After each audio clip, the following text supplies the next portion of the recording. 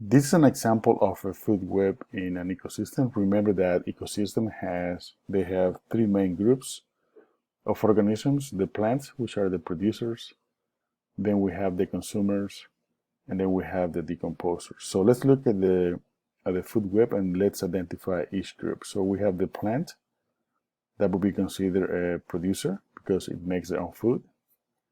The butterfly is going to be an insect, that's going to be a consumer. The worm here is going to be another consumer. The bird is another consumer. The squirrel is a mammal, another consumer. The fox, a consumer, is another mammal. The snake is a reptile, that's another consumer. The eagle is a bird, it's another consumer. The frog is an amphibian, that's a consumer.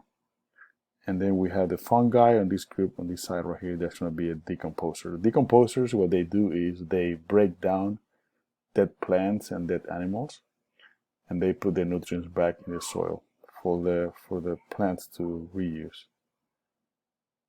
Okay, so now let's talk about the flow of energy. So the sun is the main source of energy. It provides energy to the plant, which is a producer. Let's see who gets the energy from the plant. So the decomposers get energy from the plant. The butterfly gets energy from the plant, so it's a herbivore. The worm or the caterpillar gets energy from the plant, that's another herbivore. The bird also gets energy from the plant, that's a herbivore. And the squirrel also gets energy from the plant, that's another herbivore. Now look at the bird though. The bird also gets energy from the caterpillar. So when you have an organism that gets energy from both a plant and another consumer, then they're called omnivores.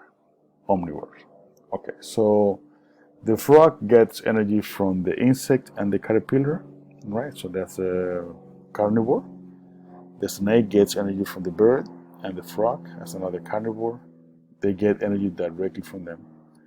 The fox gets energy from the bird and the squirrel, that makes them another carnivore. And the eagle gets energy from the snake, the frog, the bird. The eagle is also considered a carnivore. So as you can see, the decomposers, the fungi right here, gets energy from the dead animals and dead plants, and they break it down and then they put the nutrients back in the soil.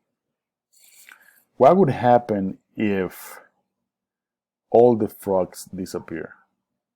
So the frogs are all gone.